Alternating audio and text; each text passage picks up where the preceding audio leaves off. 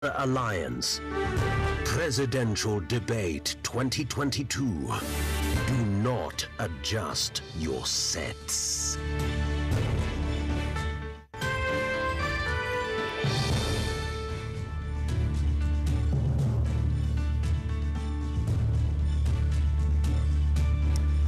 Good evening and welcome to the Pope Paul VI Learning Resource Center at the Catholic University of Eastern Africa in Nairobi. My name is Mark Masai of NTV. Na jina langu ni Zubeida Kome kutoka runinga ya KTN News. Kutoka popote pale ulipo na kukaribisha katika mdahalo huu unaowahusisha wagombea wa ugavana katika kaunti ya Nairobi. This is the final of 2 debates involving the 9 candidates cleared to run for governor.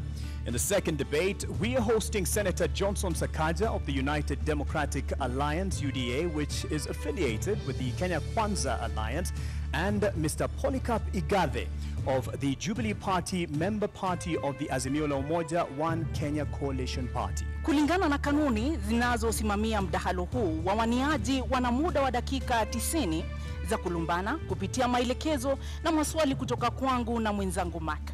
Maswali tumeabuni wenyewe na hayajajadiliwa na wahusika kwenye mjadala huu. And our questions are clustered into 6 segments, each running for 15 minutes. As per our debate rules, each candidate has 2 minutes to make an opening statement, 1.5 minutes to answer a question, and 60 seconds for a rebuttal. The topics have been carefully selected after a thorough assessment of sentiments of the regular residents and voters in the city of Nairobi. Na maelekezo yetu pia yanahitaji wagombea wanaoshiriki mjadala huu kuzingatia tasfida wakati wa mjadala, kumaanisha kwamba wasitumie lugha chafu ya matusi au kudhalilisha wenzao, waendesha mjadala na watazamaji wanaofuatilia mjadala huu mbashara. Lugha ya maneno au ishara zinazoweza kutafsiriwa kuwa matusi hazitaruhusiwa kutumika kwenye mjadala huu. The same responsibility is shared by the audience seated here in this auditorium. Debate rules do not permit any cheers or jeers, except now, when we turn our attention to the debate platform to welcome the candidates Polycarp Igathe and Johnson Sakaja. Na mtazamaji, kuingia katika ukumbi huu tulikuwa tumeweka kura ambayo ilistahili kuelekeza ni nani ataingia kwanza na kuwapa nambari wale wawaniaji wawili ambao tunatarajia kwenye mdahalo huu. Kwa sababu Sakaja kufikia sasa hajawasili, inamaanisha kwamba Polycarp Igathe wa Jubilee ndiye atakuwa ukumbini kwa hivi sasa. And the show must move on, so we will call in this first candidate, Polycarp Igathe of the Jubilee Party.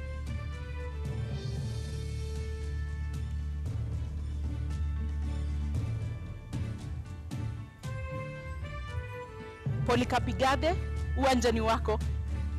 Tumkaribisha anapoingia.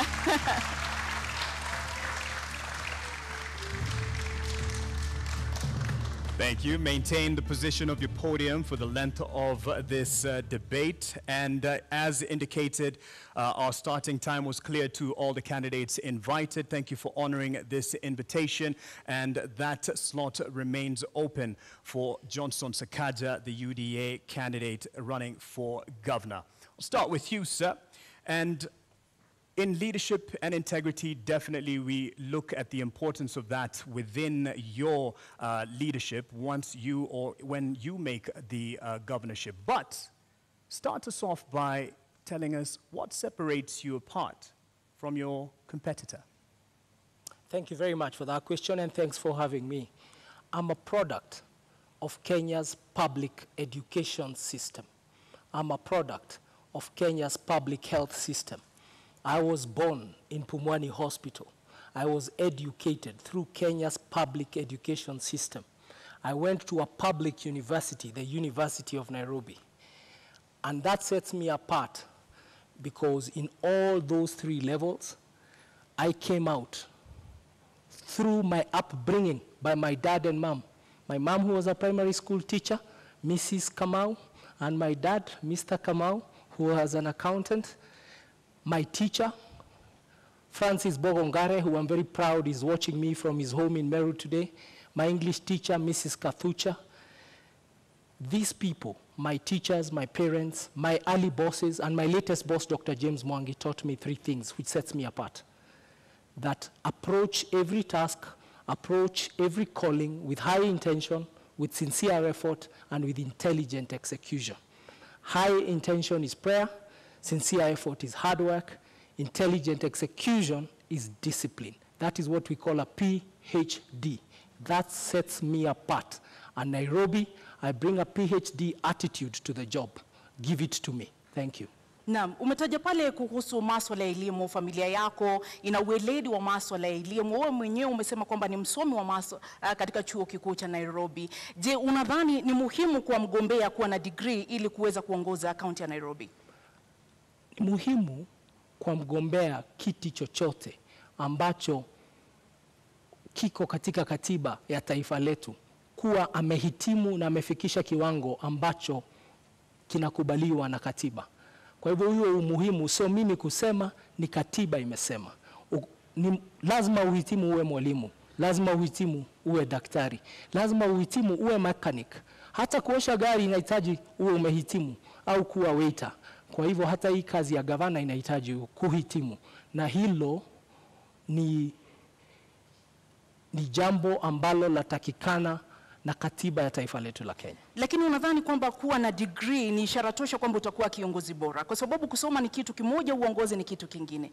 Je, kuwa na degree ndio ishara kwamba utakuwa kiongozi ambaye anastahili? La hasha, ni mwanzo. Kwa sababu lazima uwe umefikisha kiwango cha usomi. Lakini jambo muhimu kuwa kiongozi ni kuwa unaelewa masuala ambayo unakuja kuyashughulikia. Na pia la pili, pia wewe uwe ni mtu ambaye wapenda watu. Hii kazi ya siasa, kazi ya kutumikia watu, ni kazi ambayo unaifanya kutoka kwa roho yako. Na lazima wewe ni mtu ambaye namba moja mcha Mungu, mtu ambaye anapenda kuhudumia watu. Na mimi maisha yangu yote nimefanya kazi ya huduma kwa wananchi. Nimeuza soda kwa kiosk, nimeuza bairo kwa bookshop, nimeuza pombe kwa bar, na hivi karibuni nilikuwa nauza pesa kwa mama mboga, kwa watu wa matatu, kwa watu ambao tunawaita wachuuzi wa kawaida. Kwa hivyo hiyo uzoefu wangu wa kazi umetokana na kushughulikia watu wa kawaida katika kazi ya mauzo, hasa katika sekta ya kibinafsi. It has been the accusation leveled against your side by your competitor. Would have been great to have him here to respond to the question of a degree for governors, that the fight at least and the clamor to fight him to qualify to be on the ballot is for the benefit of Igathe, to lock him out of the race. Just to clear the air on this, what is your response? I really want to meet my worthy competitor on the ballot. The fight he's had is a fight I truly regret, because it's stopping Kenyans from actually stopping him from coming to office. When all constitutional institutions fail in their duty, then there is a duty by the citizen. And there is no bigger duty than the duty of voting on 9th of August 2022. I wish him well, and I hope that he can come tonight. I also hope that he will be on the ballot on the 9th of August so that we can beat him at 8:57 a.m. Na umetaja pale kwamba una ueledi na umejitolea na una ule moyo wa kutaka kuwatumikia wakazi wa Nairobi. Lakini kweli uko tayari kuingia katika kazi ambayo itakubidi uwe pale kwa miaka 5, kwa sababu historia inaonyesha kwamba ulipochaguliwa kuwa naibu gavana uliondoka baada ya miezi 6. Hii kazi itakuhitaji kuwa pale miaka 5. Kweli uko tayari? Niko tayari, niko gangari, na nimejitayarisha vilivyo kutumikia wananchi wa Kenya katika jiji Nairobi kwa miaka 5. Mimi wakati nilipokuwa kwa kiti ya deputy governor nilisema kwamba sikupata na sikuweza kupatiwa kazi nifanye kama deputy governor.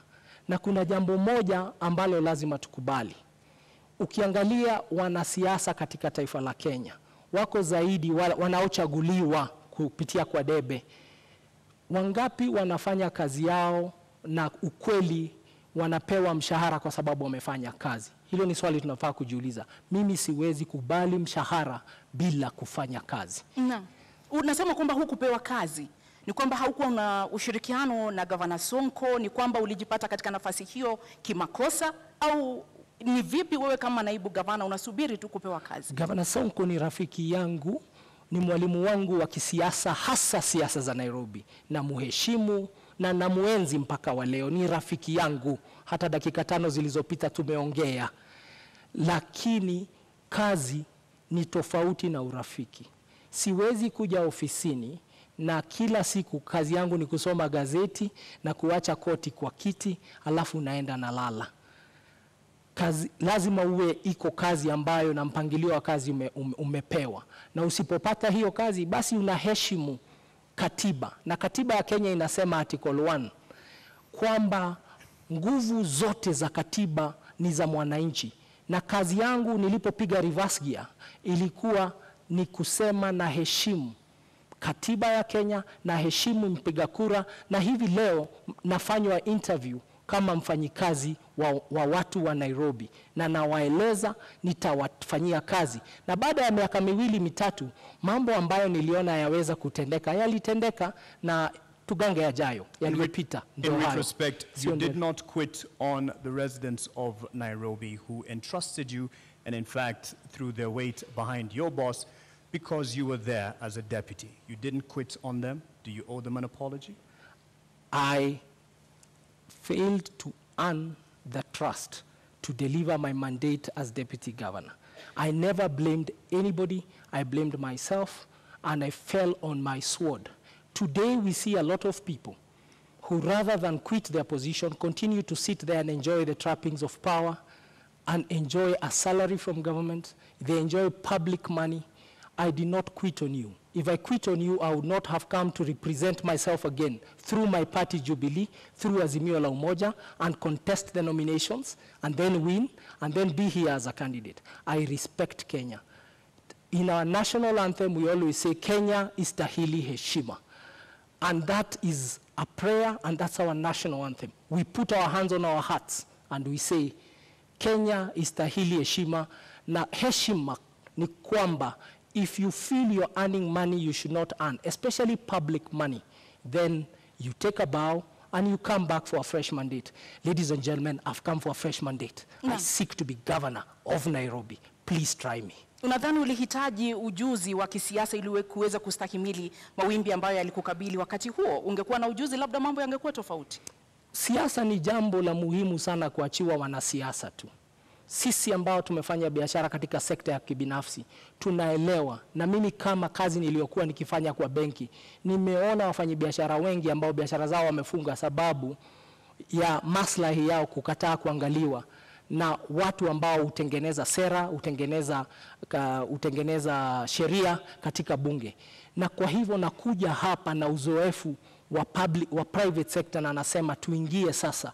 Let us change kidogo, let's change the tune. Tuingie, tupindue, tulete mapinduzi, tulete ari mpya, kasi mpya, mwamko mpya, tuendelee. Tujaribu mtu ambaye ana uzoefu ambao unaweza kusaidia kisiasa. Na siasa ni nini? Siasa ni ile mambo ya kuleta watu pamoja ili mtimize maslahi ya watu na jamii. Mtengeneze uchumi, tutengeneze mazingira, tutengeneze jamii, na tuendelee pamoja. Hiyo ndio siasa. Hata katika sekta ya kibinafsi, kazi ndio hiyo ya kufanya kazi na wenzetu. So nimekuja hapa, nimejitolea, nimeamua kwamba Nairobi hatuwezi tena tukaendelea jiji kubwa kama hili kuongozwa na uongozi ambao hauna uzoefu wa kufanya kazi. Mimi na kazi ya kuendesha jiji ni kazi ambayo inahitaji ufanye kazi na wafanyikazi ambao nimechunga.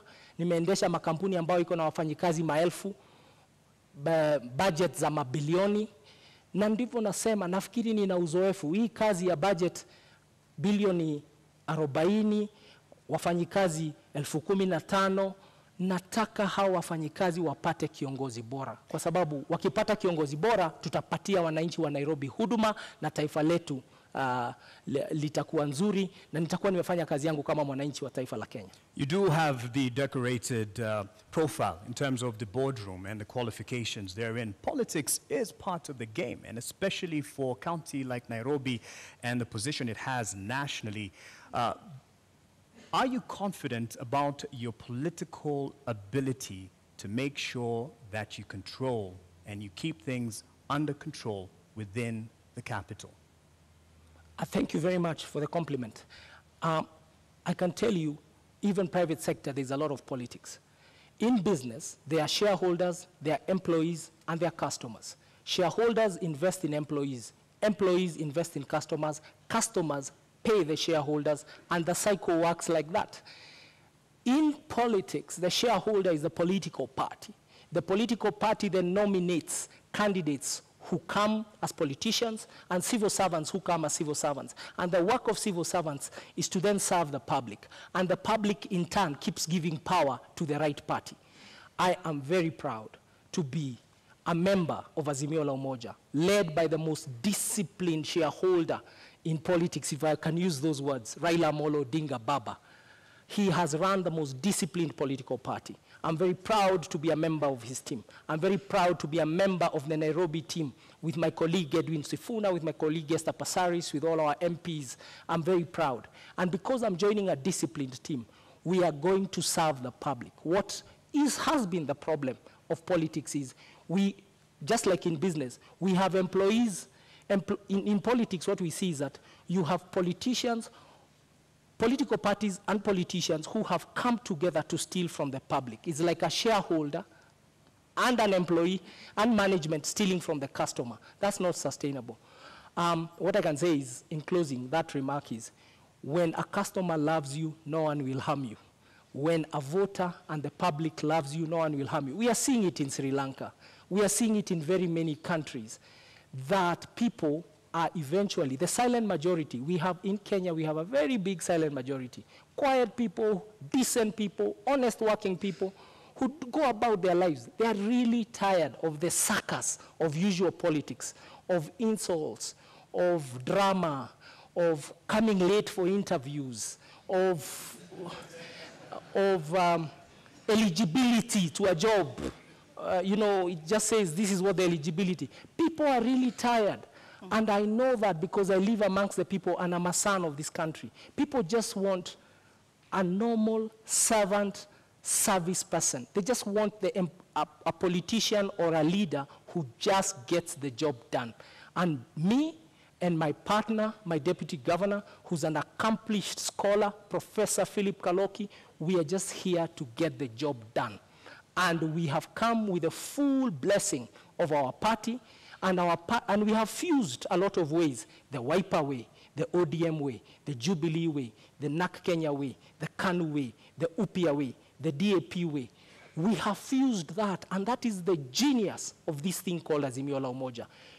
Kenya will never be the same again because you Kenyans have decided to vote for Azimio la Umoja on 9th of August 2020. Umetaja pale kiongozi wa Azimio Raila Odinga na ukamtunukia sifa kedekede. Je, uamuzi wako wa kuingia katika kinyang'anyiro hiki ulikuwa ni uamuzi wako wa hiari, wa binafsi, au ulikuwa uamuzi wa Raila Odinga na mrengo wa Azimio la Umoja? Uamuzi wangu kuingia siasa niliufanya tarehe March mwaka 2017. Ndipo niliamua kuingia kisiasa kabisa. Na mimi nimekuwa member wa Jubilee Party kutoka wakati huo. Watu wengi wanasema nimeingia siasa hivi sasa. Nilichaguliwa na kura 869,000. Nafikiri na 2017, wacha nimalize. Kwa sekunde chache naomba. Nilichaguliwa na kura 869,000 wakati uliopita. Na sasa nimerudi tena kusimama. Ni uamuzi wangu binafsi wa kuja kwa siasa, na nilipigania kiti, nikang'ang'ania kiti, nikashinda tikiti ya chama tawala Jubilee. So Igathe is his own man. Igathe is his own man, and he won his nomination. He canvassed for his nomination politically within the party. Right. And within the party, we also had two other candidates. The people who were running against me also did not have degrees, and I bet them. All right, on that point, I think you'll be happy with this intervention because your competitor for the governor's seat has arrived, and would like to now call in Senator Johnson Sakaja. Karibu Mdosi. Sasa bro, how are you? Good, how are you doing? Good, karibu sana. Good to see you. Pole. Asante. Traffic mbaya tutasort. Thank you very much. Senator Sakaja, why are you late? Well, my opponent is used to head starts, and so I wanted to give him an opportunity, and we're here. Lakini mbona umekuja kuchelewa? Nilikuwa nataka kumpa nafasi, aanze amezoea kupatiwa nafasi ya kuanza. Na hakuna haja kuzingatia hiyo zaidi. I think we all know the head starts we're talking about, that is from government, etc. But good to see you, Polycarp. Good to see you, Sakaja. Welcome. I look forward to a good debate. Thank you. All right. What separates you from your top competitor for the governor position? Well, Polycarp Igathe is a great man. He's a friend of mine. We've been in Jubilee together. We've campaigned together. I think what separates us is the heart to work for the people. He's had a career in the corporate sector. I've had a career in public service and in leadership. The problems this county has, the challenges in our city, the issues we need to deal with, need solid political leadership, and that is what I know. Naam, swala la maadili katika uongozi lina umuhimu gani katika siasa zako, katika kampeni yako, katika mchakato huu mzima wa kuwania kiti cha ugavana katika kaunti ya Nairobi? Swala za maadili ni muhimu sana, kwa sababu kiongozi sio tu yale ambayo unasema ama yale ambayo unazo kama fikra, ni yale ambayo unafanya. Integrity is extremely important, na mimi nazingatia masuala yote ya maadili. I think integrity defines who you are. And it's not about who you are in public, but also who you are in private. And that's what defines a leader, because as a leader, your work is to set a good example. Your work is to show, the community and the society where to go to. And so, of course, integrity is not perfection. Integrity is not pontification. Integrity is not saying that you'll never make any mistake. Integrity is taking responsibility. And integrity is being able to stand up and say, yes, on this I am right, and yes, on this I am wrong. That is integrity. You speak about abiding, and part of the requirement for governor is the competence and the credentials. Yes. Do you believe that it is important for someone running for governor to have a degree? It's not just important, it's a requirement by our constitution. Do you have a degree? That's the reason I'm here. That's the reason I've been gazetted. I do have all the qualifications required to run for governor of Nairobi, and on top of a degree, beyond just the academic qualifications, I have the competence, the character, I have the will and the experience to lead this county of Nairobi. Why is it so contested? Because as I've said, the head starts being sought include that. I think, and I feel bad for my opponent, because majority, or rather the biggest part that his team has been relying on was not to have me on the ballot. I'm glad I had his said, because I've been around, I've been in this complex and listening, saying that, he wants me on the ballot. I'm glad he said that, but many of his political benefactors do not want me on the ballot because they know the effect of that. I do have a degree from Team University. I presented it on the 6th of last month to the competent authority, which is the Commission for University Education. After that, it was presented to the counterpart commission in in our neighboring country. They verified it. Many people have said that I'm trying hard to prove that I have one. Actually, it's my detractors trying hard to prove that I don't have one. Now, this issue is before the court, and the reason I sympathize is that if my opponent and his team focused on going to the people, then they would stop looking for solace in the courts. I have it. In fact, I would want to display it today to all of you to see. I don't know how you will verify it, but the competent authorities and institutions that have to verify it have actually said it is correct. Na kwa dakika moja unusu, kwa sababu sasa hivi tutaanza kuzingatia muda kulingana na sheria na masharti ambayo tuliweka awali. Kwa dakika moja unusu, endapo utachaguliwa kuwa gavana wa kaunti ya Nairobi, kisha baadaye kesi iwasilishwe mahakamani ambayo itabatili ushindi wako, utawajibikia wakazi na wapiga kura wa Nairobi? Hakuna kesi inaweza kubatili ushindi wangu, kwa sababu kwanza ushindi wangu, unajua ndugu yangu anaongea juu ya 8:57 am. Ushindi wangu utadhihirika, utaonekana. Nafikiri vile mmetutawanyisha kutoka wale wengine ilikuwa kwa sababu ya utafiti ambao umefanywa. na utafiti umeonyesha kwamba niko mbele zaidi. Mambo ambayo yako kotini yataisha kwa sababu tunajua ukweli ambao uko. Hakuna tashwishi hapo. Na zaidi ya hiyo, kwa sababu kumekuwa na hiyo, unajua, kizungumkuti ambayo imeongozwa na serikali, and I have said it, previously, who has been driving this and how it's been driven. I think by the time we're going for re-election, we'll make sure that there's even more to be able to show on that. So that is not an issue of concern. What is of concern to us, and what is of concern to anybody worth his salt as a leader in this city, is the plight of the millions of Nairobians who are suffering the lack of dignity and the lack of order in our city. And that is where our focus must be. So I do not expect any challenges beyond that which, because what is out there is political propaganda.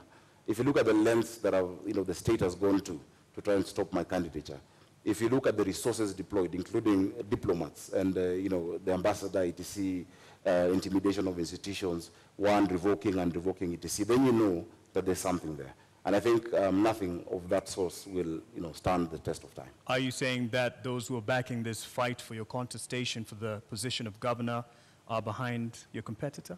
Yes. What do you say about that? You have an opportunity to respond. Our worthy competitors have pitched themselves as victims, and the entire platform is victimhood.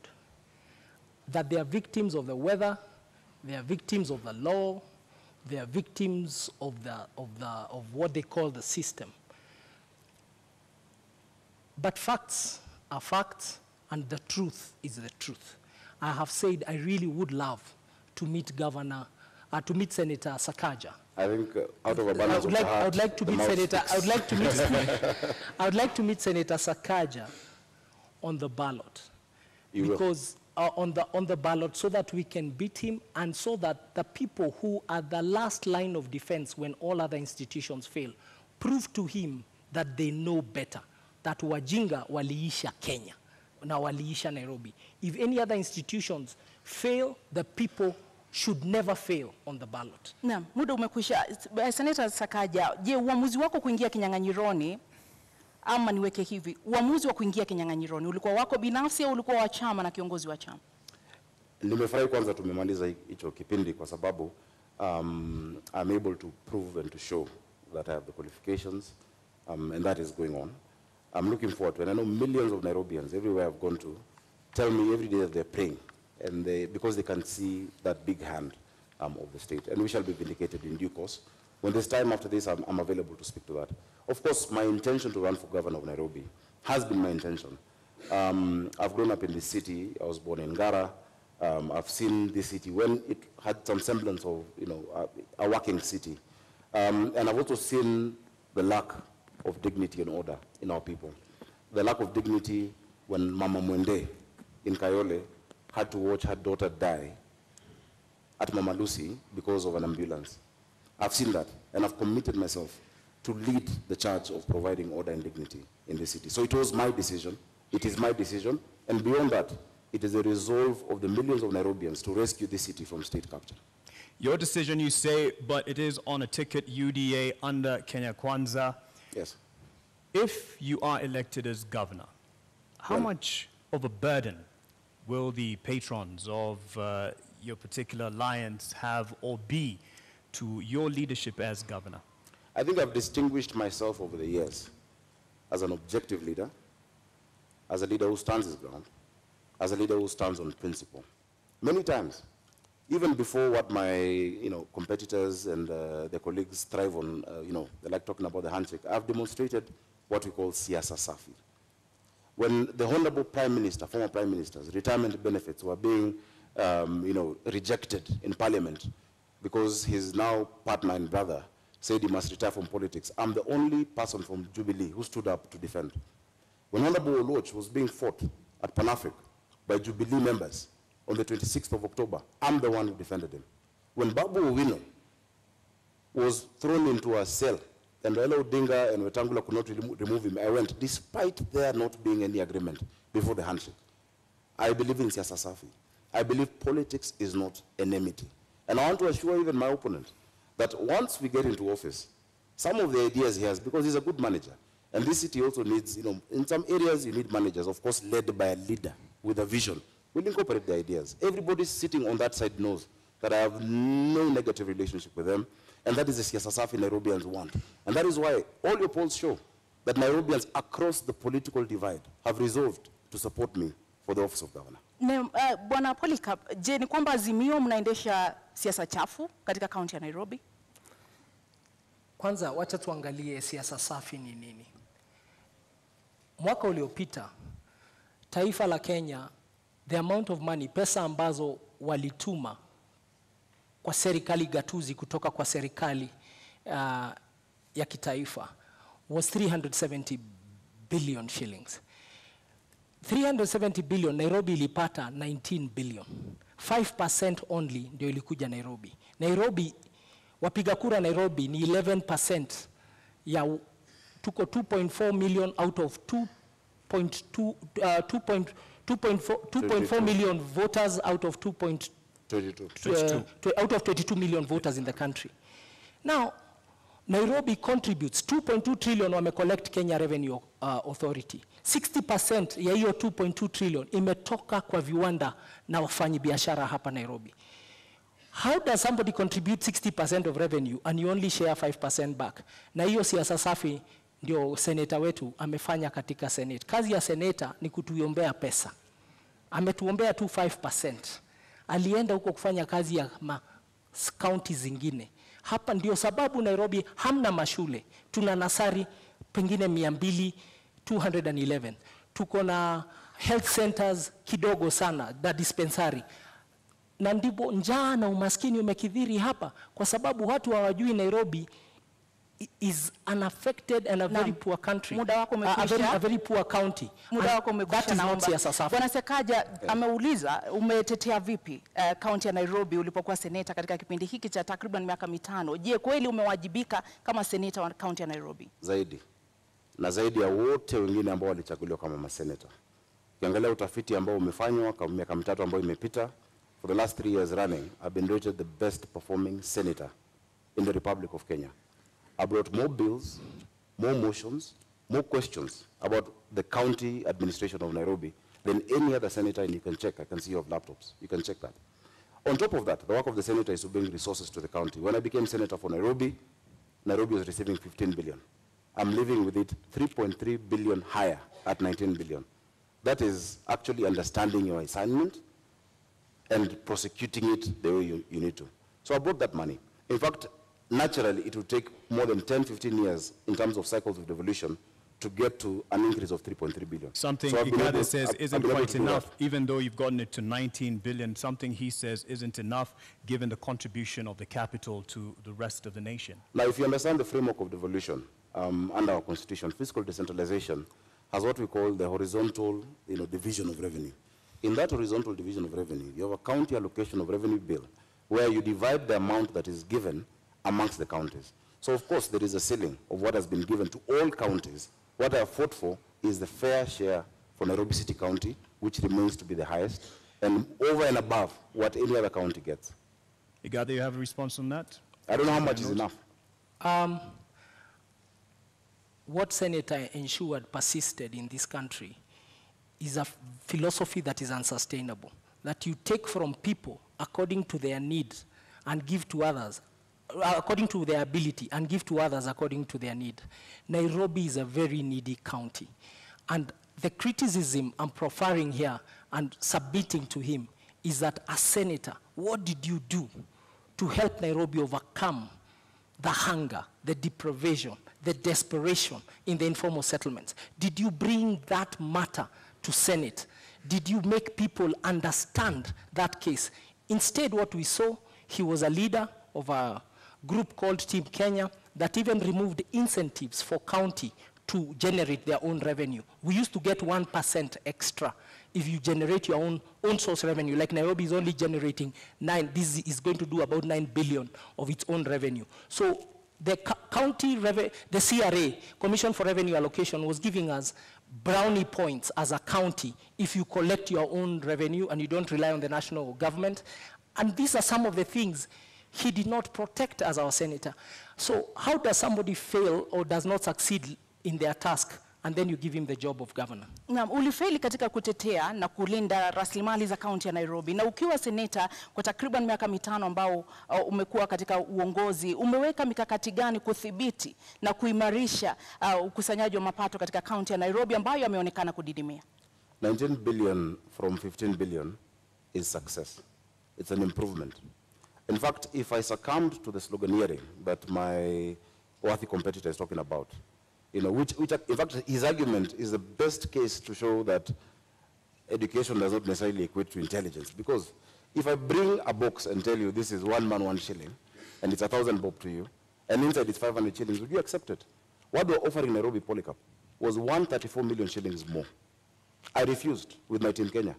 I said Nairobi has the depth of poverty, that urban poverty bites harder than rural poverty, that you have nothing in this city, you'll have nothing to eat, you'll have nowhere to stay. And I refused that 135 million shillings and got 3.35 billion shillings for the people of Nairobi.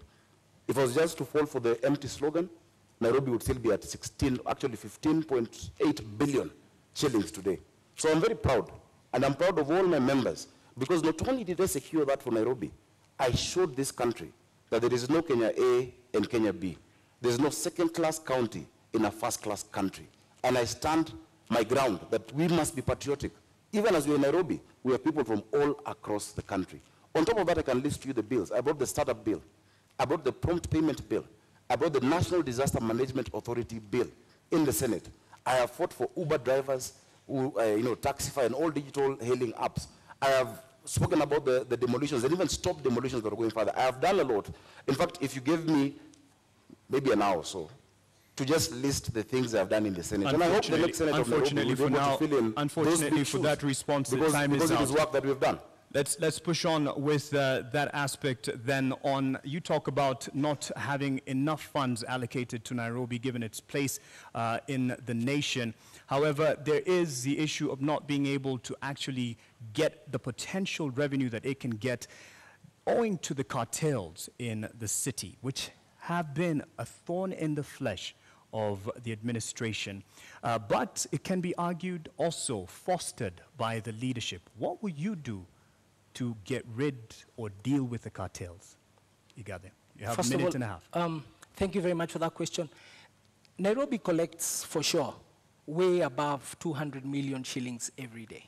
But what ends up in Nairobi coffers is around and about roughly 40 million a day. So over 160 million shillings is lost every day. That's the fact. We've had a senator whose work is also oversight, and Senator Sakaja.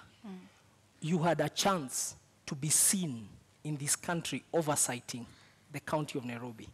When push came to shove and the impeachment question came to the floor of Senate, it's up to Kenyans to see how you voted.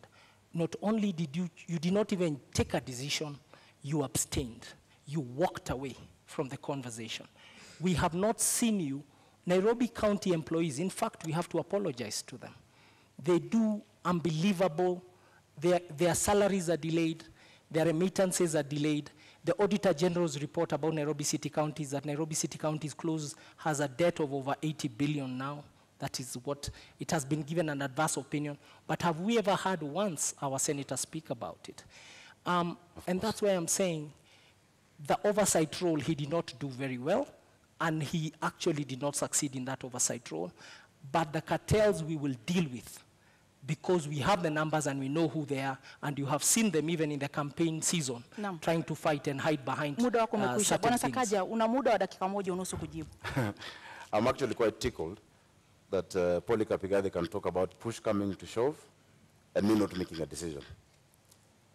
Before even push came to shove, in like 4 or 5 months, Polycarp Igathe quit on the people of Nairobi. In fact, that should have come in the question of integrity. Because when you talk about public trust, chapter 6, at the expense of private convenience, that is the question that we must answer. It did come up before you, right? The question on impeachment. Governor Sonko will not be facing an impeachment if you're stuck in office. In fact, if you're stuck in office, you probably would have been the incumbent governor. If you're stuck in office, there'd be no NMS in Nairobi. The reason we have an NMS in Nairobi is after Polycarp Igathe could not wait or stand the heat in the kitchen, he ran away. in less than 6 months. This city needs resilience. You need to be tough. You cannot say that you have betrayed 800 and I think, how many votes did you guys get? 40 or something thousand votes, 840,000 votes, because you could not get the trust of one individual, yet 1 million Nairobians have given you the public trust. When push has come to shove, look at the Senate answered. I have spoken more times than any senator. I have raised more questions in the Senate than any other senator. In fact, I have taken the former Governor Sonko to court on the action he took on matatus. The record is clear. This county needs a political manager who understands how to deal with the leaders and how to deal with the issues of the people, but has a thick skin. In fact, if half of the tribulations I'm facing right now in my bid were on Polycarp, Azimio would have no candidate. But I have stood. Your time is out, you've stood, you ran off. He'd have quit. Integrity, I define integrity as what you do in private. If it ever became public, you'll never be ashamed. I'll tell you what is not integrity. Is uttering false documents and then standing here and saying I have integrity. Go to the website of the East African, of EACC. Go to the website of IBC. Check the university governors, Sakaja, Senator Sakaja. No, let me go. Go and check what Senator Sakaja cited as his degree in 2017. It's a public document. And then look at the degree he's saying it is today. We don't even know who he is. Is your name really Sakaja? Nairobi, careful, all of us, careful. We can no longer entertain charlatans in positions of high national responsibility. And charlatan is not an insult. It's people of questionable integrity. It's people and individuals who come to steal from you wholesale to distribute retail to their friends. And I submit to you, the man to my left will do exactly that. Careful. I think the man to my right did exactly that by running away from the mandate given to him by Nairobians. Actually, the entire mess we have in this city. Because when he ran away from office, and I think he said somewhere because he got a bigger salary somewhere, I don't know. This city went into a spiral. I assure you, even the drafting of the articles of transfer, I had to be involved because we had to rescue Nairobians. And he ran away from that public office. Now, if you cannot withstand the heat of a deputy governor, you can't run Nairobi City County. You have 85 MCAs, possibly 40 nominated, 125 MCAs. You have 17 constituencies. If just one Mike Sonko made you run, tomorrow, matatus will strike. The next day, hawkers will be on the street. The next day, and you're trying to run this county by being popular, it will not work. Again, as I've said, it is really unfortunate that the only card they had was to try and stop me from being on the ballot. I want to tell you, to wake up, smell the coffee. On the 9th of August, I'll be on the ballot for governor of Nairobi City County, and on the 25th, we shall be sworn in. Because Nairobians can see through the game. And the documents he's talking about, for instance, in fact, they're part, and I don't want to wade into subject this, but they're forged documents. They actually forged documents in court by them. They've tried to... Lakini huwezi kuthibitisha hilo, sio? Of course I can, because the signature there is not my signature. Lakini sisi kwa sababu hatuna hizo stakabadhi, hatutakuruhusu kuzitumia. Tuachie hapo, lakini wacha nijieleze, naona dakika zinaenda. Utanipa nafasi nzuri nijieleze. Mimi nimehitimu na nimesoma na nimesimamia watu wa Nairobi. Jina lako ni Sakaja? Not just in fair weather. Sakaja ni jina lako halisi? Nafikiri mlialika Sakaja. Jina lako ni Zubeida? Niko hapa kuuliza maswali, uko hapa kujibu, naomba. Ukiuliza swali ambao kama watu wa Nairobi wanasema itoshi. Mwenzako amekuuliza swali. Kwa sababu uko hapa kujibu, ndio sababu tunakupa nafasi kujibu. Jina lako ni Sakaja. Out to the issues Nairobians are facing instead of trivializing this debate as to what my name is, honestly. My name is Arthur Johnson Sakaja. Naam. I'm the senator of Nairobi and the incoming governor, God willing, on the 9th of August. Asante kwa kujibu. And I want us to talk about water. Let's talk about the poverty our people are facing. Let's talk about sorting out mobility and transport. Let's talk about sorting out our children in school. Let's talk about the issues of the people. And the rest of the games being played by the state and our opponents can then have their way. Because Kenyans have seen. In fact, I want to give you full reassurance. Just yesterday, a few of the government administration officers have called me saying that they've been coerced into supporting the candidature of my opponent, and they've refused. Chiefs have refused. Well, we can't DCs have refused. We can't quite verify that. I can That's verify your that, word. but you should also be able to verify the questions he has. I have 16 seconds. That's your word on that. But he said, and you didn't quite respond directly to it. To what at the moment, I'm quite clear, Senator Sakaja. Thanks, Mark. At the moment of reckoning, when Yes. there was questions over the leadership of former governor, the moment Yes. of Let me impeachment, explain how you Senate walked works. away. Let me explain Can how I- Senate works. It's my question. Sure, go ahead. When you go to the Senate, I've seen one of the candidates here. There are 3 buttons to press when you have to vote. You either press yes, you press no, or you press abstain. For you to run away from the vote in the Senate, you actually walk out. You don't press any. Meaning to abstain is actually a vote, and it's a statement that you make. The tradition, because Parliament is ruled by the standing orders, by traditions and by precedents, and the past jurisprudence that has been set in the Senate. When a matter comes regarding your county, you're supposed to prosecute your position on the floor and then let others make the decision. Because if you vote yes to impeach a governor, of course it shows your conflict of interest. Because you want also to be governor. Then it shows that you're putting a man down. And let me tell you, Kenyans have grace. No matter the ills of Governor Mike Sonko or whoever else would have been there, you never kick a man when he's down. So when you press yes, you've displayed your conflict of interest. If you press no, it means that you're actually abetting and agreeing with what he has done. And so the tradition from 2013, when an impeachment has been brought to the Senate, is the Senate of that area actually abstains on that vote. I'd have had the luxury of walking out and not being there for that vote. It's a decision I would take again if it came to me. And I'm proud of the decision I made. You had a point to raise on that earlier. I want to come in and say, yeah, it's true. Don't kick a man when he's down, but I have a better statement. Don't kick a dead dog. I don't understand why you'd call the former governor a dog. No, it's not the former governor. It's you I'm talking about. Lakini naomba Igathe, I don't want to kick you. That's why I'm asking. And Igathe, you had me. naomba, You Bwana Igathe, you had me earlier. Naomba unisikize dakika moja, Naomba sekunde sana. moja. Yeah. Tafadhali tusitumie lugha ya matusi I think it's wakati charlatans, he na said dogs. kudhalilishana katika Okay, mjadala wacha huu. niseme hivi. Mfunze siasa safi. Let me say this. Not kicking a dead dog is actually an English phrase, it's not an insult. It's to say, don't go for somebody when he's down. And I already said, I want to meet him on the ballot. I want to meet my competitor. I want to meet my competitor. I truly want to meet my competitor on the ballot.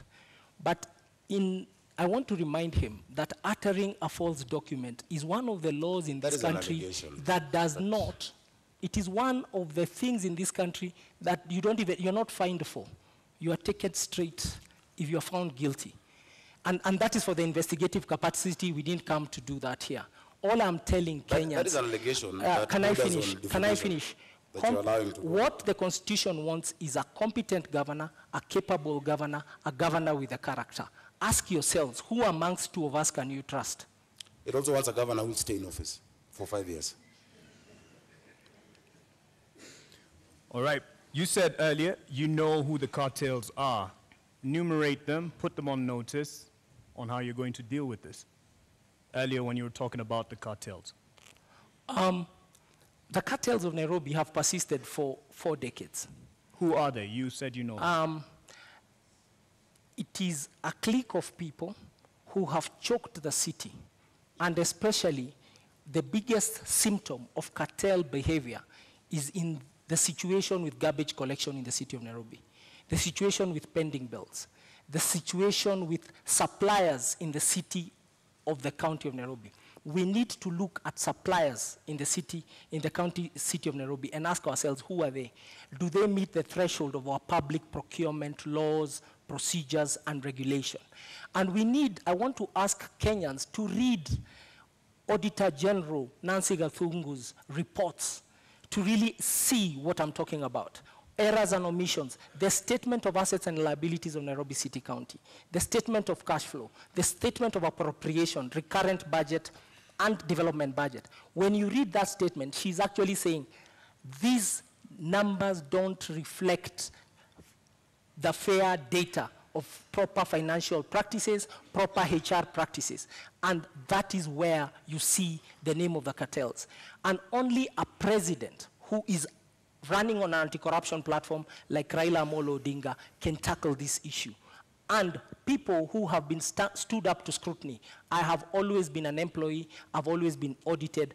I have never taken a shilling that does not belong to me apart from my salary. Naam, kabla tuvuke kwake, ulikuwa naibu gavana katika kaunti ya Nairobi kwa takriban miezi 6.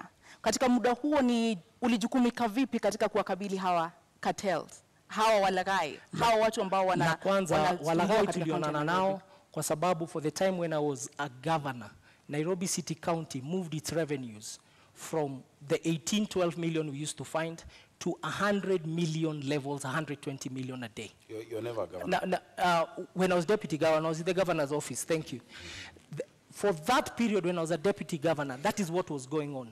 And we started to pay salaries on the 25th of every month. There was also remission of all statutory deductions. When I was there, I started the titling program for Nairobi to give title deeds into Nairobi. That process has taken 5 years, is now being completed as we speak. When I was there, I formulated and changed the management of Nairobi City County Water, the Nairobi Water and Sewer System. The new existing chief executive and their team came in. So there are a couple of things that we did within those 6 months. So we had some achievements, and I want to assure you that we'll accelerate them when we come to office, when you vote for us. Kama seneta unakubaliana naye kwamba waliweka mikakati ya kuweza kukabili hawa cartels na kuweza kulinda rasilimali za kaunti ya Nairobi? Kwanza nafikiri vile amesema vile alikuwa alianzisha na ikakamilika bila yeye. Inamaanisha Nairobi haikumuhitaji. Kwa sababu it's just demonstrated that even whether he was there or not, it happened. I think if you stayed true and didn't quit and run away when things got hot, maybe things would have been better for the people of Nairobi. We'd never know. And unfortunately, we'll never get to learn. Cartels are a lazy word. It's a word used by lazy leaders who fail to master the courage and the guts and the resilience to deal with corruption. That is what cartels are. Cartels are a weak excuse because all of these are human beings. If you say you know them, and even here, just at this debate, you're afraid to name them, yet you said you knew them, you will not deal with them. If you know them, name them. Kwa hivyo kuamini kama seneta kwamba kuna cartels katika kaunti ya Nairobi? Sio cartels. Ni wana biashara ambao, the first way not to be, to have cartels in Nairobi is to refuse to be part of that system. Lakini kama unaogopa hata wezi wasema kesho wakikutisha utajiuzulu tena. We cannot have that in Nairobi. We just need to set systems that actually remove the place they are playing. Don't be afraid of cartels, Polycarp. Whatever name you choose. I will invite you on 10th of August when we are naming them. The opposition is not allowed to name You can also cartels. name them today, but whatever name you use to allude to them, how are you going to deal with those? Listen, the first thing you must do in the taking city, the as I've said, is to refuse to be part of them before you even get into office. I have run my campaign by myself. I have struggled. I have funded myself. I have evidence. In fact, unfortunately, I can table it over here, that even the first billboards paid for my opponent are by the cartels, are by other shadowy figures who are convincing him to get out of office, to run for it. Once you are captured by them before you start, once you're captured by the state, once you're captured by these shadowy figures before you even set foot, you will not do anything when you're elected governor. Number two, we must reduce the human interaction with cash in Nairobi. We must digitize service provision, that all the 130-something revenue streams must be allowed to be paid digitally wherever you are. What we're going to do is this in Nairobi. We'll change the governance structure. We're going to have 5 boroughs in this city: Nairobi North, East, West, South, and Central. Each of those boroughs, pursuant to the Urban Areas and Cities Act and the County Government Act, Section 14, will have a urban area board or a borough board, and that borough there will be an assistant city manager who will report to my deputy governor, Mushiri Njoroge, who we have agreed is not going to quit. They will report to Mushiri Njoroge, and Njoroge Mushiri is going to be the chief city manager. Now, once you localize them to an area that these few sub-counties, these are will deal with garbage, these are will deal with water, these are will deal with education and all those issues, then you reduce the capacity of that corruption. Naam, Bwana Igathe, unakubali muda wako umekwisha, samahani seneta. Bwana Igathe, unakubali kwamba mapendekezo anayotoa ndio yataweza kukabili wale ambao wanaona kama cartels katika kaunti ya Nairobi? Samahani, muda wako umekwisha seneta. Naomba muda wako umekwisha, tumpe nafasi aweze. Mambo ya Nairobi ni mazito. Tafadhali baada ya kuzungumze utongoze dakika. shida za Nairobi huwezi taja na dakika moja. Kama mnataka watu wa Nairobi wasikie vizuri, kwa heshima kubwa naomba kwa heshima zaidi, kisha utapewa muda zaidi. Utapewa muda. Wao wanataka majibu. Senator Sakaja, with all due respect, you did come late. And in keeping time, there are rules that we announced at the beginning of this debate. And an answer to a question is 1.5 minutes, and you can see it clearly on the screen here. Rebuttal is 1 minute, and we did accommodate your lateness. Enough, but we'll give summarized answers. Over to you, Igathe. Ukosefu wa nidhamu ni jambo la kawaida kwa watu ambao hawajamaliza shule. Let me move to, this is what we want to do. This is what we want to do. We want to improve the society in Nairobi by ensuring we tackle the issue of hunger and depravity in the city, by tackling the issue of poor access to education in the city and poor quality access to healthcare. We want to fix the economy in Nairobi by ensuring decent jobs, proper mobility and transport. We are going to form what I'm calling the Nairobi Go portal. It's really e-government, making sure we have time and attendance for every employee. We make a fit-for-purpose government to serve. And lastly, to really fix the environment. Kuimarisha mazingira yetu, maji na mambo hayo. Your time is up on that, but there was something he brought up, and he said even he claims to be funding his own campaigns, and says you're under state capture and you have a right to respond to this. 1 minute for that in terms of those who are funding your campaign. My campaign is funded by myself and my friends. And I would like him, because he has said so, to provide that evidence before the morning. That is a liar. Those are lies told by a lying liar. I'll be glad to do that. Please.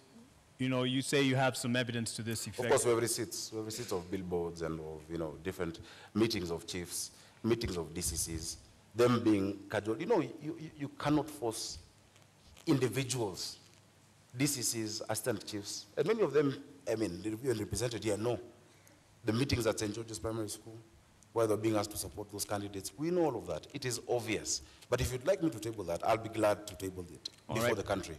I will in equal measure table all the false documents Senator Sakaja has cited to the Republic of Kenya and to constitutional institutions tomorrow morning on my Twitter.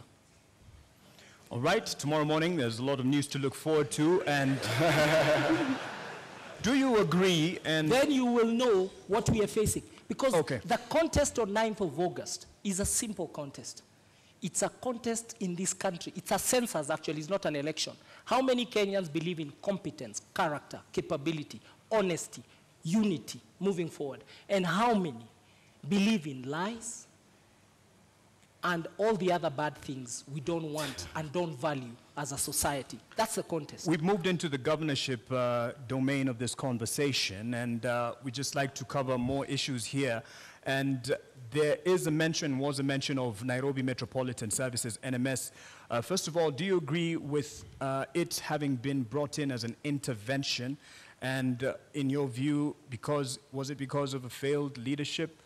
No, I celebrate the Nairobi Metropolitan Services, the NMS and General Badi and his team have done a wonderful job. And it was a creature of the law.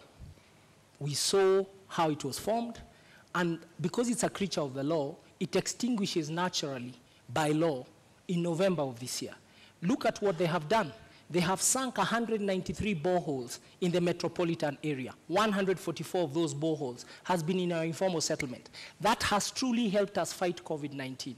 The Metropolitan Authority has further worked on pedestrianizing the central business district, which is something we must do in this city. Make sure that non-motorized transport, we democratize transport, that the most important transporter is not the private car, but the pedestrian, the cyclist. They have done it, and we are now walking better. They've really tried to improve the environment. And they are it is part of the military to do civilian duty. And they came and answered the call of duty, and we truly celebrate what they have been able to achieve. And we are reverting back to a civil authority. As we speak, I believe General Badi is in transition, waiting for the election and then for the next people to take over office. He should not be vilified. And he really worked and he's been able to deliver. It's been a band-aid to the city of Nairobi. Labda kwa sekunde 30, iwapo utapewa nafasi ama ungepewa nafasi, ungetaka NMS iendelee kuhudumu katika kaunti ya Nairobi? NMS, siwezi pata hiyo nafasi kwa sababu sheria inasema NMS muda wao utakuisha Novemba mwaka huu. But it was extended and there's an opportunity to extend it. I will give better service as governor of Nairobi than NMS.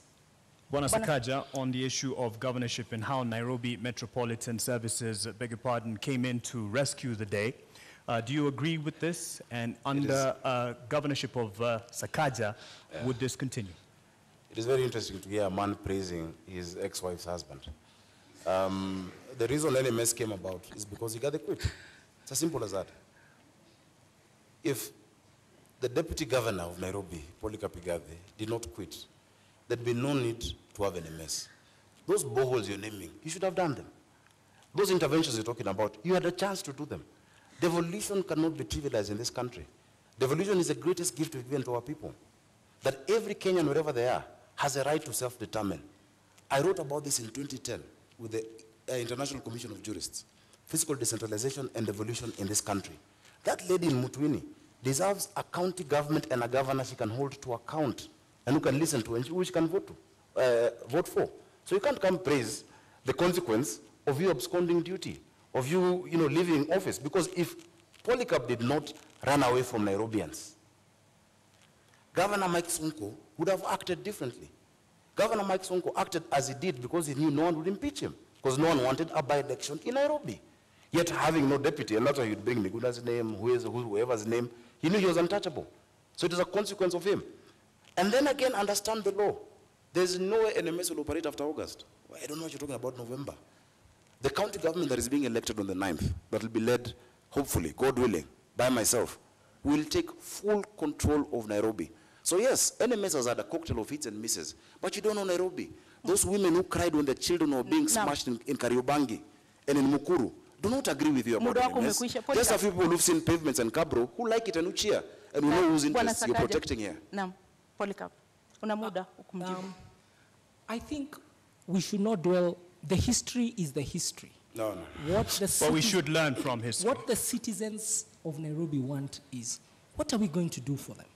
And I'm being really clear that we are going to fix the financing model of the city. We're going to have a city that is well-funded. And with those funds, with my deputy, Professor Kaloki, a distinguished public servant and politician, we want, in Kiswahili kusema, tutastawisha jamii, tutaboresha uchumi, na tutaimarisha mazingira hapa Nairobi. Mambo matatu makubwa ambayo tutayatenda. Na tunataka kuwaeleza watu wote Nairobi kwamba manifesto yetu iko kwa magazeti yote siku ya Wednesday, kesho, day after. This week, muisome the abridged version muone the pledges we are making to you, because in 3 seconds we're not able to extrapolate those pledges, but I want to assure you Nairobi will be something of your dreams. It will be a city of your vision. It will be truly a global hub in Africa for everybody. Senator Sakaja, I believe you do agree that Nairobi is in deep debt and there's wasteful use of funds. What are the factors behind this? How will you fix it? Again, I must say, Nairobi is in a dire situation that needs proper planning and proper political management. A lot of these issues are relational. If you look at the 76 billion debt, including even the 4.4 that is owed now, to KCB, and many of these other instruments we've gotten into, a lot of them can be sorted out based on how we relate with the national government. That Nairobi is not a branch of the national government or an appendage, or as my brother says, the military interventions are going on. Then Nairobi can negotiate, because there are a lot of areas which we can do debt swaps. But the county of Nairobi owes the national government, and the national government owes Nairobi City County. We must balance our books, and we're going to do that. And we have a team that is, properly suited, to be able to do that. I am very, very confident about my deputy, Njoroge Mushiri, who has a stellar career as well in banking. Actually, a proper corporate career, not 2 year stints here and there. a proper career, 20 years in ABSA, So NIC. give us the particulars, though, on, Yes. on the issue of the debt that we are in. How will we get out once you are And that's what I'm saying. We must do a couple of things. One, you must refinance your debt. You must move what is domestic into concessional, that you cannot be borrowing from commercial banks. Have them as concessional. Chapter 12 of the Constitution of Kenya, talking about public finance, says how the national government guarantees county governments of debt. In fact, on top of that, we must get creative. For us to sort out the real issues of this city, we need around 200 billion shillings upfront through an infrastructure bond. I've gone across this world and spoken to Kenyans in the diaspora, whose remittances are our biggest foreign income earner, who are ready to put in money in certain interventions. When we talk about transit, we need a mass transit system in this county. How are we going to do it? Recently, I was in Imperial College in London, and I met a man, a nice gentleman, who sorted out transit in London. He sorted out transit in Beijing, mobility. What's his name? Professor Washington Ochieng. The other day I was in Riyadh. I met a group of guys who did the Dubai Metro and are doing the Riyadh Metro. George Opondo. There are Kenyans out there who are willing, so we must get creative. There's a PPP department that has been set up in the National Treasury. There's external borrowing, but we must refinance this city. Look at Joburg. Joburg is almost, it's more or less a listed city where people can actually invest in it. If you do not do that, you become a cashier. That you're receiving money, you only pay salaries, you will not develop Nairobi unless you get creative in how we actually, structure our financing model for the city. So we're going to restructure the debt, move to concessional loans, re-amortize some of those payments to longer term, and have an infrastructure bond for Nairobi City. Many Kenyans out there are going to put in money on our transit, on our water, and our basic infrastructure. Bwana Polycarp, utakabili vipi matumizi ya mabaya ya rasilimali katika kaunti ya Nairobi, ufujaji wa fedha na madeni ambayo sasa hivi yanaangamiza kaunti ya Nairobi? Jambo la kwanza, Nairobi City County gets its highest revenue from land rates, parking bays, land rates, parking fees, outdoor advertising, building permits. Those would be some of the top, within the top 5 revenue things. And what we are going to do is to make sure that we digitalize the collection of all that revenue so that the leakage, we seal the leakage. Technology is one of the best things to overcome loss of revenue. And we're going to use technology in the public revenue management system.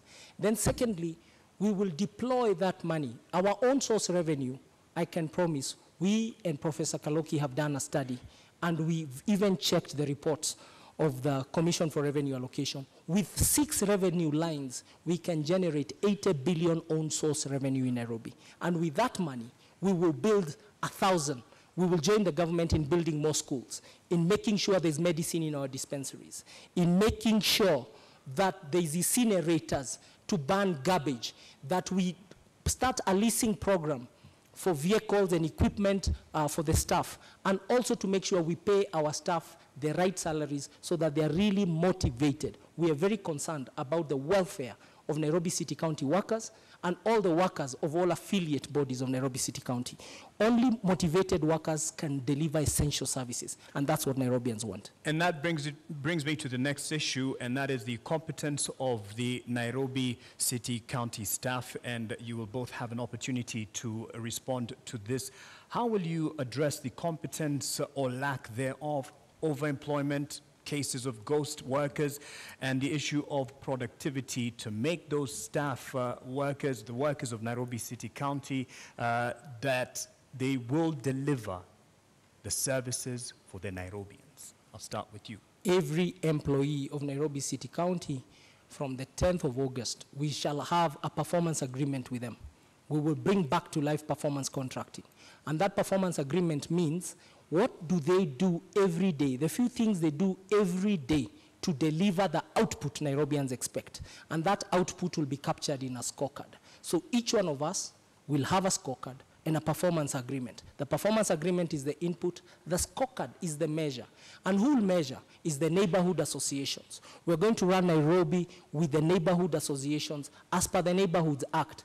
There is an act that demands the city is run in a see-through way. Let me not call it transparent. That, and I want to use the analogy of an egg. The executive of Nairobi City County will be the yolk. Surrounding it will be the county assembly as the egg white. The egg shell will be the residents of Nairobi.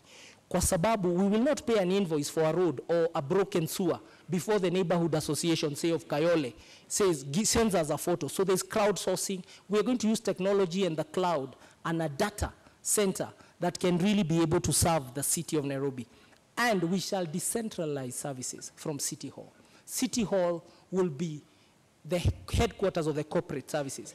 There is no use for a waiter, like I found a waiter, a restaurant, somebody working somewhere in Umoja, telling me they have to come all the way to CBD ati anakuja kutafuta food handler certificate. No. That food handler certificate, they should be able to get it in Umoja. Sakaja, I think you were tickled there again. Was a point of the mention, the cloud issue, but how will you address the staffing for Nairobi County? Unajua mavijana wa Nairobi wakisikia vile amesema hiyo story ya mayai, atasema anatubeba kimayai. Many of those ideas, really, this is not equity, this is not corporate. You must take the bull by the horns and give practical solutions to our city. And let me give you an example. You're talking about, one of the highest revenue streams, being rates. Have you talked to us about the reclassification of those rates? Why is it that people in Githogoro are paying the same rate as people in Runda, which is just, a doorstep away, yet they have Mabati structures, and these ones have 5-star houses? Let's be practical, because that is what Nairobians want to be able to hear. Now, the sectional properties bill that was passed in Parliament recently prevents an opportunity. I've heard him saying he's done a study with Professor Kaloki. I know Professor Kaloki is a professor. And maybe that's why we've not been seeing you guys campaigning, because you're doing studies. But look at what KPMG has spoken about Nairobi. Look at what PwC have said, and the CRA. It is not just 6 revenue streams that are going to increase how much we collect. Just the sectional properties realignment and the revaluation that starts in January 2023 is going to take us up another 50 to 53 billion shillings.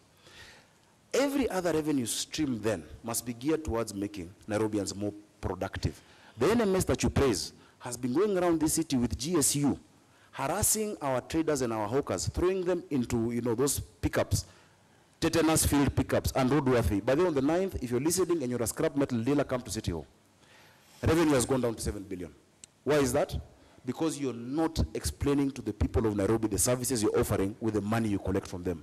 We will have a people-centered leadership. Cloud is a tool. Na muda umekwisha. Your focus must be on the people you're serving. You can't be. Muda umekwisha bwana seneta, lakini umekuwa seneta wa kaunti ya Nairobi. Umewajibika vipi katika kuona kwamba pesa za kaunti ya Nairobi zinatumika namna inavyostahili, hakuna wizi, hakuna watu wasiofanya kazi ambao wanalipwa? Umekuwa seneta, wewe ndiye macho ya kaunti ya Nairobi. Umewajibika vipi? Hapa mlifanya utafiti. Umewajibika vipi seneta katika kuhakikisha kwamba pesa za kaunti ya Nairobi zimetumika vyema? My timer is counting while you're talking. Kama mlifanya utafiti, ungeona zile report ambazo nimewasilisha, zile miswada na hoja ambazo nimezileta kwa bunge. Hapo kati ya hizo miswada na hoja, kuna ile ambayo inaitwa prompt payment bill, ambayo pia wale wengine walijaribu kuweka katika mswada wa BBI walikuwa naleta. Ilikuwa nimeshapitisha kwa bunge. Ukiangalia yale unajua zile report ambazo nimewasilisha kwa bunge, zinazungumza itakuwa ni njia gani tutatumia, mbinu gani, form itakuwa vipi, kwa kisha ule jamaa. There's a guy who works just across over here in Cultivar. He's called Fred. He's one of the procurement people. Akona wines and spirits Buruburu. Anasema ya kwamba wakati akiwa job anasikia hawa watu wa NMS na GSU wamekuja, in their WhatsApp group they tell each other that hawa watu wamekam. Kuna wimbo wanasemanga walikam na kinini, vijana wa Nairobi wanajua. Wamekam na Subaru. Na wakikuja hapo, they tell each other in the WhatsApp groups, they close all the shops. That's why this military you're praising has not collected 7 billion this year. Let's take power back to the people. And he tried to define this election. It's not about liars and who don't lie. It's about a state project and a people's governor. Speaking about people's governor, power to the people, let's give some power to the people who weighed in on this debate. We had asked some questions from Nairobians, and I believe we're ready to sample them right now.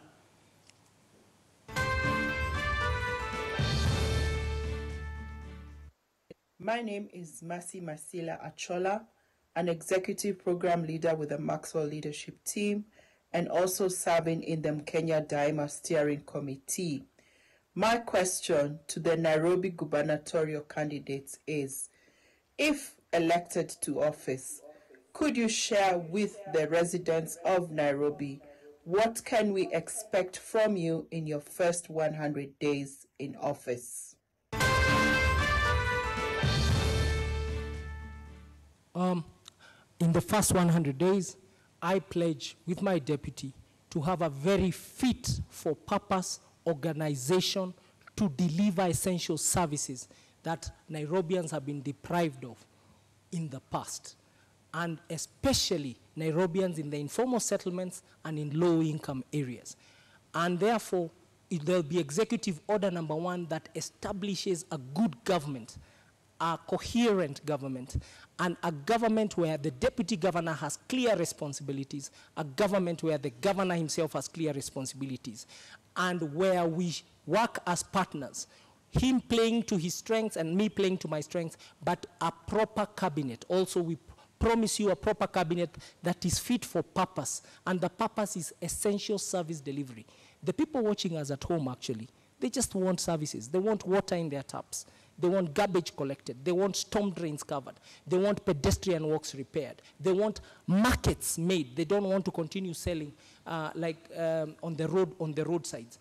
They want their bills on time, and they want to be treated with honor, and they want to be treated like citizens of Kenya, and they want to be enabled to do their businesses. So the first 100 days is about reconstructing the organization called Nairobi City County, because it does not exist, and we have a lot of demotivated employees. Make sure that we convince them, they start to see their salaries are paid, they are well taken care of, career development is sorted.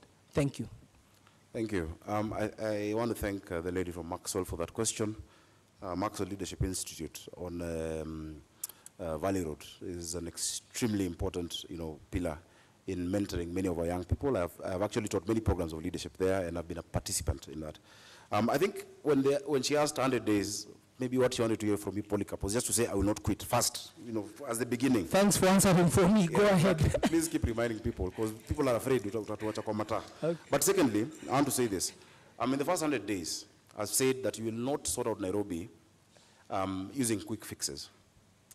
The issues of this city don't need 100, and I'm not seeking a 100-day term. It's not quick fixes or bandage solutions that will sort it out. We have a 10-year vision and a 5-year vision with milestones. But in the first 100 days, what we're going to do, number 1, is to implement the Urban Areas and Cities Act together with Section 14 of the County Government Act to create the 5 boroughs that I'm talking about in Nairobi. That if the person in charge of garbage in Kayole does not need to think about Westlands, the person in charge of a road in Langata should have nothing to do with Roysambu or Marurui. Because that lack of accountability, when you ask them, okay, mbona hapa kuna takataka, pole boss kulikuwa na sijui crisis in Mukuru. So we'll set up the governance structure that will deliver to Nairobians. That is the first task, and that includes the county assembly. The second thing that we're going to do is to implement the standing orders that we've actually been working on, even as I've been in the Senate, proper standing orders for the inspectorate.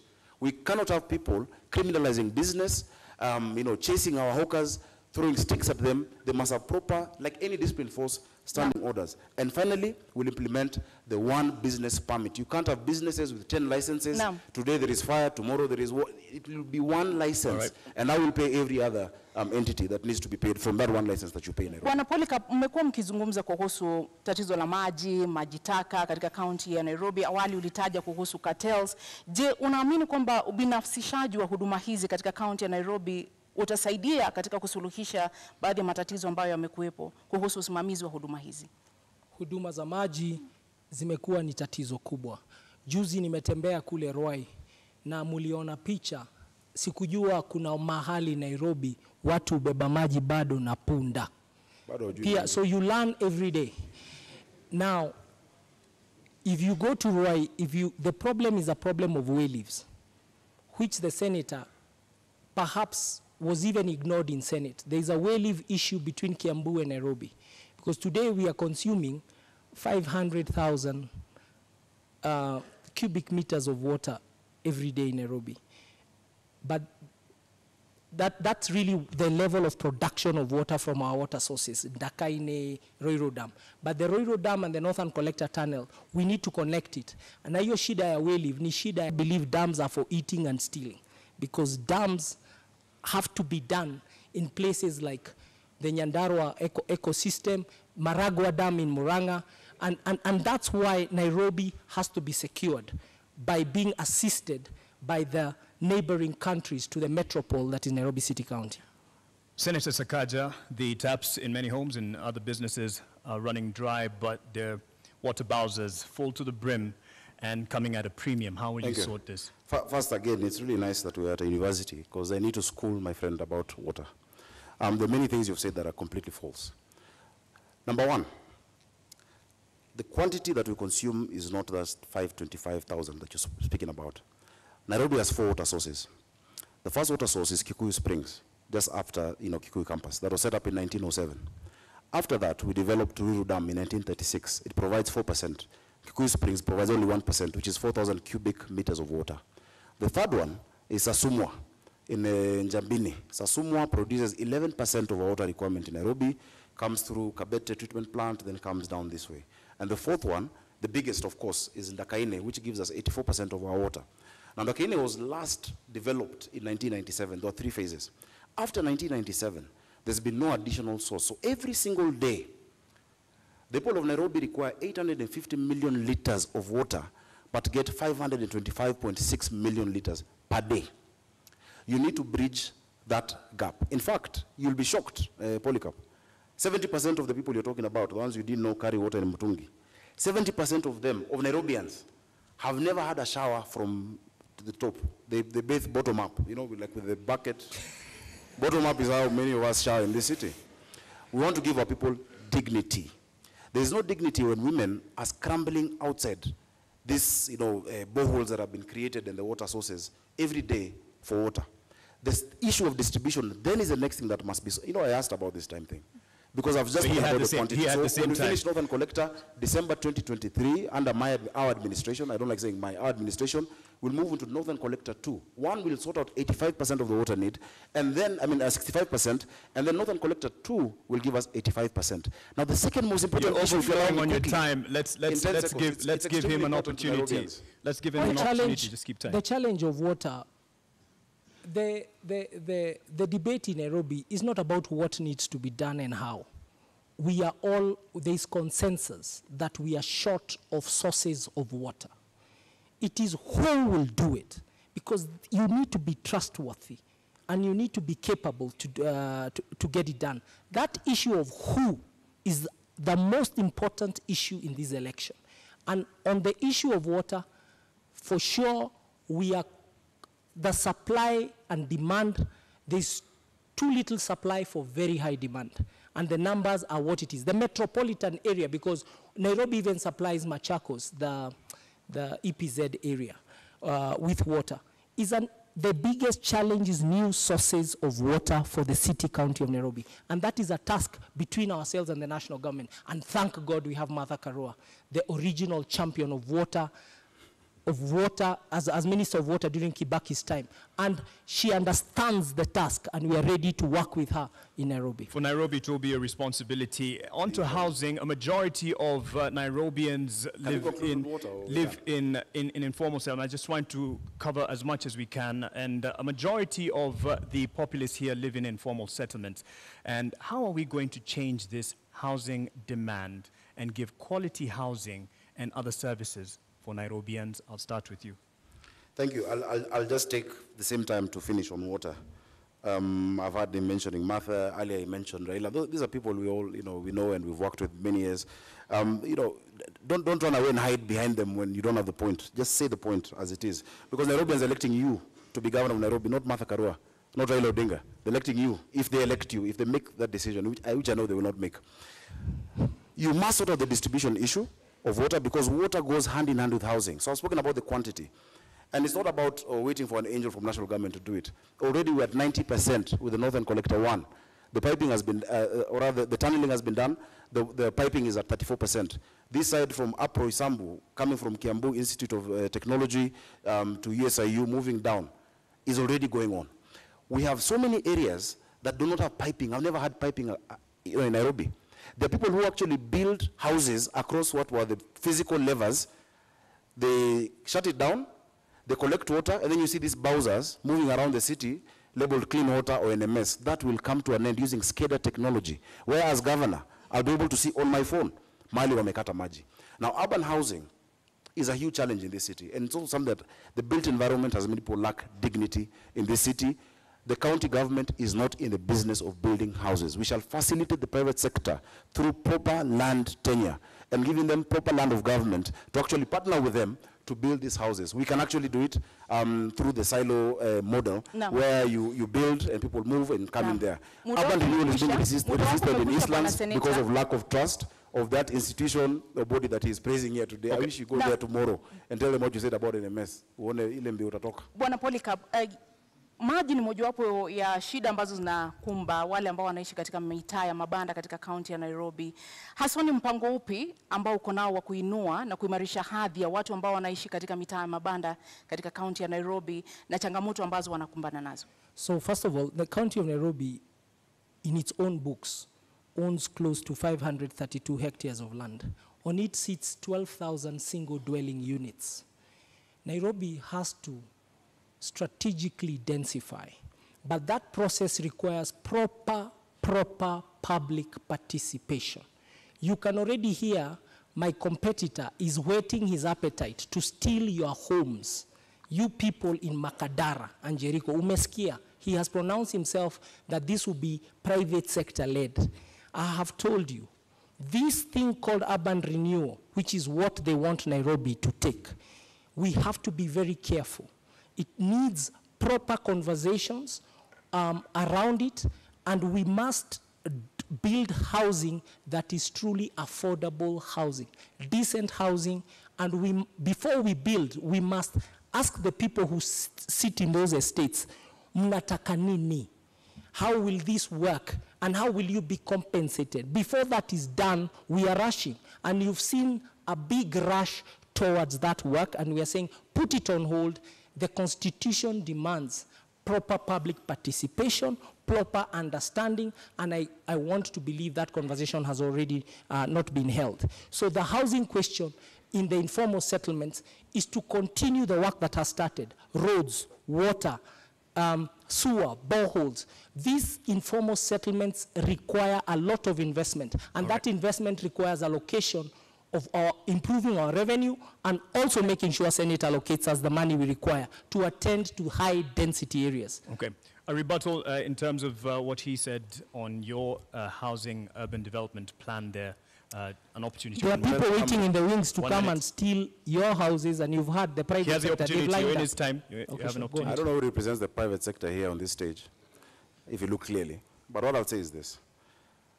While you are away, when you ran away from Nairobians, Polycarp, I represented the people of Majengo in Kamkunji in court to fight what you're talking about. You were somewhere in your Bentley, living the life, never spoken about an issue of Nairobians. But now you're saying you want to steal.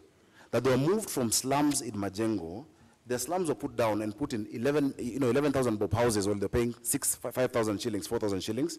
Today, the amount of money owed that they need to pay 60 million shillings.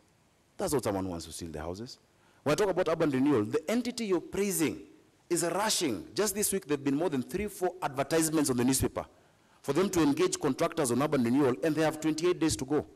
They must stop that, and I'm putting them on notice. In fact, it's against the law. An entity whose time has ended cannot engage in 10, 15-year contracts today. He doesn't have the guts to talk against NMS, and he will not. But they must not do that, because the people that you're talking about I have represented for NMS, 5 years. NMS is not an enemy of Nairobi. I have not run away from them, and they are saying they believe urban renewal must be done.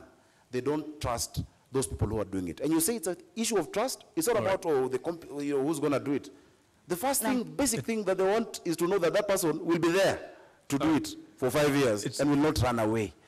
First deliver on that. It's unfortunately, it's time out for us in terms of this debate. There's a lot to cover. I believe both of you gentlemen have spoken and have alluded to the fact that you have the manifestos will be open to the public, Nairobians to be specific, to peruse and digest. And that is where we will end it at this opportunity. I believe even the time for closing remarks are not there. If we probably managed the time a bit better in the beginning, it would have ended up even better in terms of coverage of the discussion. Asanteni sana kwa kuja. Thank you very much. Thank you very much for having us. Naam, wasemapo wahenga kilicho na mwanzo lazima kiwe na mwisho. Hii sasa ndio tamati ya mjadala baina ya wanaomezea mate kiti cha ugavana katika kaunti ya Nairobi. Indeed, our appreciation to the candidates, Polycarp Igathe and Johnson Sakaja, and to you, the audience that turned up here and out there watching on television and from around the world, of course, online. Thank you all. My name is Mark Masai from NTV. Nami naitwa Zubeida Kome na kutakia usiku mwema. Zubeida Kome kutoka KTN News.